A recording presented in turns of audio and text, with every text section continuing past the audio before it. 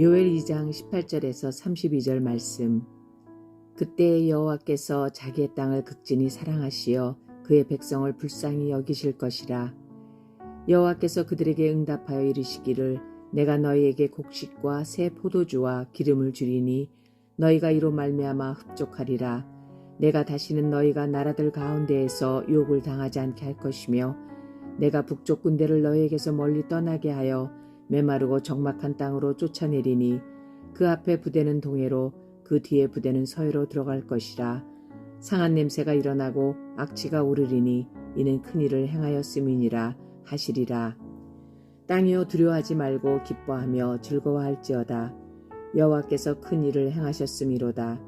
들짐승들아 두려워하지 말지어다. 들의 풀이 싹이 나며 나무가 열매를 맺으며 무화과 나무와 포도나무가 다 힘을 내는도다. 시온의 자녀들아 너희는 너희 하나님 여호와로 말미암아 기뻐하며 즐거워할지어다. 그가 너희를 위하여 비를 내리시되 이른 비를 너희에게 적당하게 주시리니 이른 비와 늦은 비가 예전과 같을 것이라. 마당에는 밀이 가득하고 독에는 새 포도주와 기름이 넘치리로다. 내가 전에 너희에게 보낸 큰 군대 곧 메뚜기와 느치와 황충과 팥중이가 먹은 횟수대로 너희에게 갚아주리니 너희는 먹되 풍족히 먹고 너희에게 놀라운 일을 행하신 너희 하나님 여호와의 이름을 찬송할 것이라. 내 백성이 영원히 수치를 당하지 아니하리로다. 그런즉 내가 이스라엘 가운데에 있어 너희 하나님 여호와가 되고 다른 이가 없는 줄을 너희가 알 것이라. 내 백성이 영원히 수치를 당하지 아니하리로다. 그 후에 내가 내 영을 만민에게 부어주리니 너희 자녀들이 장래일을 말할 것이며 너희 늙은이는 꿈을 꾸며 너희 젊은이는 이상을 볼 것이며 그때에 내가 또 내 영을 남종과 여종에게 부어줄 것이며 내가 이적을 하늘과 땅에 베풀리니 곧 피와 불과 연기 기둥이라. 여호와의 크고 두려운 날이 이르기 전에 해가 어두워지고 달이 핏빛같이 변하려니와 누구든지 여호와의 이름을 부르는 자는 구원을 얻으리니 이는 나 여호와의 말대로 시온산과 예루살렘에서 피할 자가 있을 것이며 남은 자 중에 나 여호와의 부름을 받을 자가 있을 것임이니라. 아멘.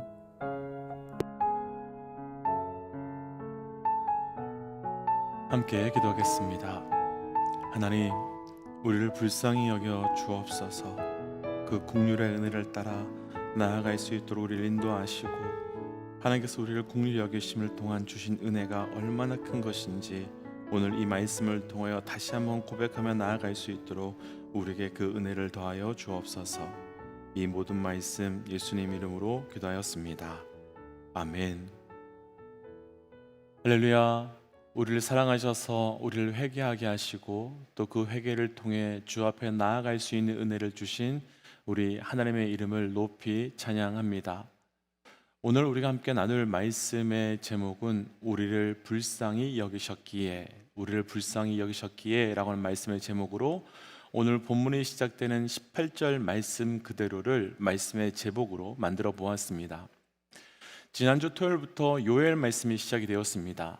이미 묵상하셔서 다들 잘 알고 계시겠지만 1장이 시작되면서 하나님께서는 하나의 백성들에게 왜 유례가 없고 전례가 없는 그 재앙을 내리시게 되었는지에 대한 말씀이 나와 있었습니다. 그러면서 2장 전반부 말씀에서는 그런 재앙 가운데 우리가 할 것이 무엇인가에 대한 말씀을 주셨는데 우리가 할 것은 우리가 잊어버리고 있었던 그 여호와의 날, 그 날이 반드시 오게 될 것인데 그 날에 회개해야 하며 회개하지 않으면 심판이 오게 될 것이라는 그 말씀을 우리에게 해주셨습니다. 이때 우리가 해야 할 회개는 단순하게 우리의 죄인됨을 인정하는 것, 또 우리가 이런 죄를 또 저런 죄를 지었다는 것, 그것만을 의미하는 것이 아니라 우리가 마음을 찢고 여호와께 돌아가는 것, 그리고 금식하며 옷을 찢는 것뿐만 아니라 우리가 마음을 찢고 주께 돌아가는 것, 그것을 의미하는 것이었습니다.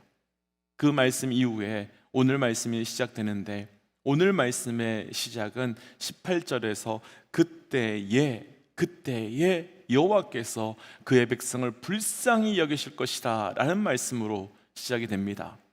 그러니까 오늘 말씀은 하나님의 마음이 우리 안에 들어와 우리가 회개한 이후에 회개하는 자들을 불쌍히 여기셔서 하나님께서 우리에게 무엇을 회복시켜 주시는지, 그리고 회개한 이후에 어떤 일들이 일어난지에 대한 내용이 하나하나 들어가 있는 말씀입니다. 먼저 여기서 중요한 것을 한 가지 나누고 우리가 좀 말씀 앞으로 나아가고 싶습니다.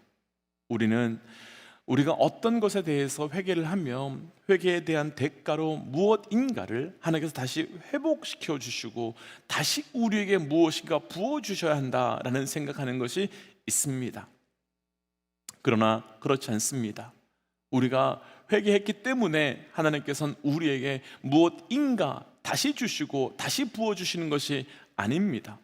우리가 회개했기 때문이 아니라 하나님께서 우리를 불쌍히 여기셨기에, 그러니까 하나님께서 우리를 긍휼히 여기셨기에 모든 것이 다시 회복되는 것이지, 우리가 회개했기에 어떤 자격이 되었고 어떤 준비가 되었기 때문에 주시는 것이 아니라는 겁니다. 오늘 말씀을 함께 묵상함으로 우리가 회개했을 때 하나님께서 우리를 불쌍히 여겨주시기에 다시 회복되는 것이 어떤 은혜인지 무엇인지 함께 묵상하고 우리 안에 그 은혜가 충만하게 시작되어가는 은혜가 저를 비롯한 우리 모든 믿음의 백성들에게 있으시기를 주의 이름으로 도전하며 축복합니다. 불쌍히 여기셨기에 첫 번째 본문은요 27절 말씀 함께 좀 읽어보겠습니다. 27절입니다. 그런즉 내가 이스라엘 가운데 있어 너희 하나님 여호와가 되고 다른 이가 없는 줄을 너희가 알 것이라. 내 백성이 영원히 수치를 당하지 아니하리로다. 아멘. 18절 이후부터는 하나님께서 불쌍히 여기셨기에 행하여 주시는 은혜의 사건들이 하나하나 기록되어 있는데요, 가장 먼저 19절에 하나님의 백성들에게 곡식과 새 포도주를 주고 또 기름을 부어 주셔서 다시는 나라들 가운데서 욕을 당하지 않게 하시겠다라고 말씀하고 계십니다. 그리고 20절로 가보세요. 20절에서는 북쪽 군대가 우리를 멀리 떠나게 하고 또 적막한 땅으로 쫓아내실 것이다 라고 말씀하고 있고요, 23절로 가볼까요? 23절에서는 그래서 하나님께서는 하나님의 백성들의 다시 여호와로 말미암아 기뻐하며 즐거워하게 될 것이다 라고 말씀해 주고 있습니다. 그리고 무엇보다 25절 이후부터 보시면 1장이 시작되자마자 하나님의 그 심판의 도구였던 큰 군대 메뚜기와 황충과 그리고 팥종이가 먹은 것을 너에게 다시 완전하게 갚아주시겠다라고 말씀하시고, 또 26절에서는 하나님의 백성들이 다시는 수치를 당하지 않게 하실 것이다 라고 말씀하십니다. 그럼 이런 일들이 왜 어떻게 일어나게 되는 걸까요? 단순하게 하나님께서 회개하는 우리를 보시며 그 회개한 것이 너무너무 다행이어서 그렇게 우리에게 주시는 것이겠습니까? 아닙니다. 그렇지 않습니다. 우리가 조금 전에 읽었던 27절 말씀을 다시 한번 보시면 18절에서 하나님께서 내가 백성을 불쌍히 여기시겠다고 하셨던 이후에 19절부터 26절까지 어떤 일들이, 그러니까 우리가 앞에서 나눴던 이런 일들이 일어날 것이라고 설명하고 그런 일들이 왜 일어나게 되는지에 대한 결론으로 27절에서 그런 즉이라고 하는 접속사를 사용함으로 설명하는데, 이 모든 일들은 그런 즉 왜 일어나게 되었는가 하면 27절 다시 한번 보시면 하나님께서 다시 이스라엘 가운데 있고 하나님이 이스라엘의 하나님이 되어주시기 때문이다 라고 선포하고 있는 것입니다. 다시 정리해 본다면 오늘 말씀을 나누고 싶은 첫 번째, 하나님께서 불쌍히 여기셨기에 우리에게 주시는 놀라운 축복의 은혜는 하나님께서 다시 우리 가운데 거하시며 다시 우리의 하나님이 되시고 우리는 다시 하나님의 백성이 되는 은혜를 주신다는 것입니다. 그럼 왜 하나님께서는 긍휼히 여기셔서 이런 은혜를 주시는 것이겠습니까?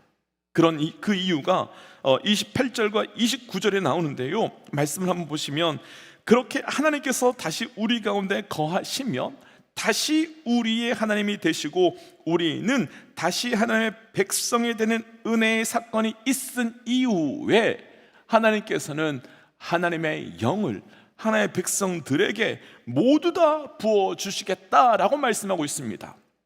그리고 그렇게 부어주시는 이유에 대해서는 자녀들은 장래일을 말하도록 하기 위해서, 또한 늙은이들은 꿈을 꾸도록 하기 위해서, 또한 젊은이들은 이상을 보도록 하기 위함이다 라고 말씀하십니다. 자녀들에게 장래일, 늙은이들에게 꿈, 또 젊은이들에게는 이상, 이 세 가지가 다른 것 같지만 공통점이 한 가지가 있는데, 이 세 가지는 이미 일어난 일인 과거에 대한 것이 아니라 앞으로 일어날 일들, 앞으로 펼쳐지게 될 미래에 대한 사건이라는 것입니다. 그런데 하나님께서 이 미래에 대해서 말씀해 주시는 일들은 우리가 소위 기대하며 이렇게 하면 사업이 잘 될 거야, 저렇게 하면 자녀가 잘 될 거야 같은 그런 우리 인간적인 소망과 희망에 대한 것이 아니라 31절 말씀을 보시면 여호와의 날이 이를 것에 대한 믿음, 동시에 그 날에 대한 소망, 그것을 주신다는 것입니다. 가끔이지만 성도님들 가운데 예언을 받으러 가신다라고 말씀하시면서 어디 가시는 분들을 보기도 합니다. 분명 그분들의 말씀이 받을 수도 있습니다. 그러나 하나님의 예언은요, 우리 일에 대한 예언이 아니라 나를 향한 하나님의 일에 대한 예언입니다. 그래서 우리는 그 예언을 듣고 그 예언으로 하나님께 반응하고 하나님께 나아갈 수만 있어야 되는 겁니다. 하나님께서 우리를 불쌍히 여기심으로 다시 우리 가운데 거하시면, 다시 하나님이 우리 가운데 거하시며 우리의 하나님이 되시고 다시 우리가 하나님의 백성으로 살아가도록 하시기 위해 하나님께서는 자녀들에게 장래일을, 또한 늙은이에게 드는 꿈을, 젊은이에게는 이상을 보여주신다라는 것이지요. 그러니 우리에게 불쌍히 여기심으로 앞으로 있을 하나님의 일들을 보고 듣고 믿게 하셨다면 그것 앞에 우리가 할 것은 오직 한 가지, 그 보여주신 것에 대한 순종, 그 순종밖에 없는 것 아니겠습니까? 그래서 우리 모든 믿음의 동역자들에게 축복하기는 우리 삶의 죄의 자리에서 회개함으로 하나님께서 우리를 불쌍히 여기시는 그 은혜가, 그리고 그 은혜를 통해서 하나님께서 우리 가운데 다시 거하시며 하나님이 우리의 하나님이 되시고 우리가 하나님의 백성으로 살아가는 은혜가, 그래서 하나님께서 보여주시는 그 하나님의 일들에 대한 순종할 수 있는 은혜가 저를 비롯한 우리 모든 믿음의 백성들에게 있으시기를 주의 이름으로 축복하며 도전합니다. 오늘 말씀에서 나눌 두 번째 불쌍히 여기셨기에 32절 말씀을 좀 읽어볼까요? 32절입니다. 누구든지 여호와의 이름을 부르는 자는 구원을 얻으리니 이는 나 여호와의 말대로 시온 산과 예루살렘에서 피할 자가 있을 것이며 남은 자 중에 나 여호와의 부름을 받을 자가 있을 것임이니라. 아멘. 하나님께서 불쌍히 여기셨기에 남은 자들 가운데 여호와의 이름을 부르며 회개하는 자들에게 하나님께서는 구원을 주신다라고 말씀하십니다.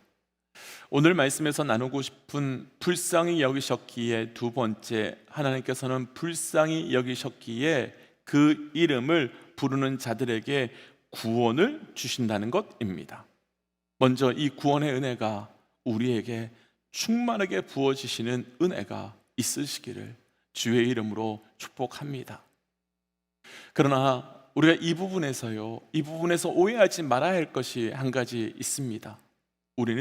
우리가 회개를 하면 우리에게 심판의 날이 임하지 않을 것이다 라는 생각을 하고 있기 때문입니다. 그러나 절대로 그렇지 않습니다. 우리가 회개를 한다고 할지라도 반드시 여호와의 날인 그 심판의 날은 우리에게 오게 됩니다. 그럼 이 부분에서요, 어쩌면 우리가 회개한다고 하더라도 하나님의 심판의 날이 온다면 굳이 회개할 이유가 무엇이야? 굳이 회개할 필요가 있을까? 이런 생각을 하실 수도 있지요. 그런데 30절과 31절 말씀을 보시면 2장 앞부분에서 회개를 했어도 장래의 피와 불과 연기 기둥이 가득한 여호와의 크고 두려운 날이 임하게 될 것이다 라고 말씀하신 걸 볼 수 있습니다. 그러나 다시 32절 한번 보시면 그 날이 분명 있을 것이지만 그때 여호와의 이름을 부르는 자는 구원을 얻게 될 것이며 남은 자가 될 것이다 라고 증거해주고 있지요. 이 사건을 이런 사건을 아주 잘 보여주는 사람이 바로 남유다 왕이었던 요시야 왕입니다. 요시야 왕이 되었을 때는 할아버지인 므낫세 왕이 성전을 무너뜨리고 우상을 섬기던 일을 이어왔던, 그래서 아버지 아몬 왕이 그냥 잠깐 죽고 그 상태가 이어지던 상황이었습니다. 그 상황에서 요시야는 다시 성전을 재건하고 말씀 앞에 회개 운동을 일으키며 요울의 말씀과 같이 하나님 앞에 엎드려 옷을 찢고 마음을 찢으며 자신들의 죄로 하나님께 엎드렸던 사람들이었습니다. 그래서 이스라엘 백성들은 요시야를 통해 하나님께서 이루실 일들에 대한 기대함이 아주 가득 차 있었습니다. 그런데 이런 요시야에게 말도 안 되는 일이 생겼는데, 당시 점점 강력한 국가가 되어가던 아수르를 무너뜨리기 위해서 바벨론이 애굽에게 도움을 요청했고, 이 애굽은 바벨론을 돕기 위하여 이스라엘을 통과하여 북쪽으로 올라가려고 했었습니다. 그런데 이때 요시야가 길만 열어주면 되는데 갑자기 이해가 되지 않게 애굽에게 이스라엘을 지나갈 수 없다라고 말하며 결국 이 요시야 왕이 애굽과 전쟁을 하게 되는데요, 이 전쟁에서 요시야는 너무나 허무하게 죽게 됩니다. 사실 요시야의 죽음이 이해가 안 됩니다. 이스라엘 백성을 하나님께 돌이키기 위해서 애쓴 왕인데 그럼 보호해 주셔야 되죠. 지켜 주셔야 되지요. 그런데 어떻게 요시야를 허무하게 죽게 하실 수 있는 것이겠습니까? 그런데 이에 대해서 이사야 57장 1절과 2절 말씀에서는 의인이 죽어도 마음에 두는 자가 없고 깨닫는 자가 없는데, 의인이 죽는 것은 죽는 것이 아니라 불리어가는 것이다 라고 말하면서 그들이 불리어서 평안으로 들어갔고 그들은 침상에서 편히 쉬게 될 것이다 라고 말씀합니다. 무슨 뜻이겠습니까? 회개했지만 심판이 있습니다.